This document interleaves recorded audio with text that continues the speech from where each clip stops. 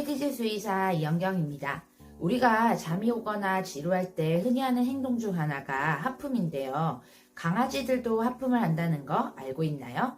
그럼 강아지의 하품은 우리처럼 피곤하거나 지루하다는 뜻일까요? 오늘은 강아지 하품에 대해 알아보겠습니다. 강아지도 우리처럼 잠이 오거나 피곤할 때 하품을 하기도 합니다.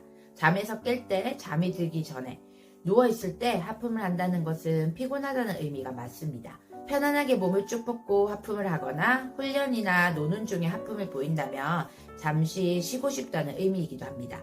그런데 하품이 항상 피곤함을 의미하는 것은 아니에요. 하품을 하는 상황에 따라서 조금씩 다른 의미를 가지고 있는데요.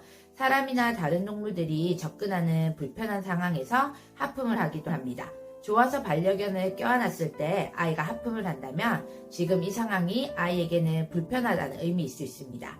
아이에 따라서 좋아하는 스킨십이 다르고 상황에 따라 평소 좋아하던 애정 표현이 불편해지기도 합니다.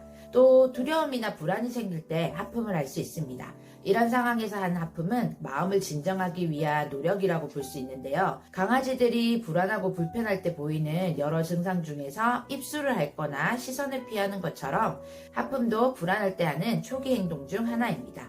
이 상황에서 더 나아가서 어떤 제스처를 취한다면 공격적인 태도로 변할 수도 있습니다. 강아지가 하품하는 또 다른 이유는 무관심입니다. 다른 개가 와서 공격적인 행동을 보일 때 반려견이 하품을 한다면 나는 너에게 관심이 없어. 그러니 진정하라는 표현입니다. 가끔 보호자가 놀고 싶어서 반려견을 건드릴 때 아이들이 하품하는 경우 경험해 본 적 있으시죠? 별로 관심이 없다는 그들의 신호입니다. 그러나 반대로 흥분과 기대가 될 때도 하품을 하기도 합니다. 자신의 흥분도를 낮추기 위해 하품을 하는 것입니다. 또 하품은 스트레스를 받는다는 신호이기도 합니다. 병원을 갈 때나 자동차를 탔을 때 하품을 많이 하는 이유이기도 한데요. 실제로 과도하게 하품을 하면 스트레스 호르몬인 코티솔 수치가 올라간다고 합니다. 잦은 하품이 오래 지속된다면 스트레스가 있다는 신호일 수 있으니 언제 어디서 얼마나 하품을 자주 하는지를 유심히 살펴주셔야 합니다. 어떤 아이는 옷을 입힐 때마다 반복적으로 하품을 하기도 하고 혼나는 중에 하품을 하는 아이들도 있습니다. 이때는 잠이 와서가 아니라 스트레스를 받고 있다는 뜻입니다. 어떤 상황이 스트레스인지를 살펴봐 주시고 아이가 이 상황에서 벗어날 수 있게 조치를 취해 주어야 합니다. 강아지가 하품하는 또 다른 이유는 질병에 관련이 있을 수 있습니다. 아파서 잠을 제대로 자지 못하는 경우나 당뇨나 갑상선 질환을 앓고 있다면 만성 피로를 겪고 있을 수도 있습니다. 이런 질병이 있다면 다른 증상도 같이 동반되니 이때는 내원을 하셔서 진료를 꼭 받아주세요. 마지막으로 사람도 옆에서 하품을 하면 같이 하게 되는 것처럼 강아지들도 보호자가 하품을 할 때 같이 하는 경우가 많다는 연구 결과가 있습니다.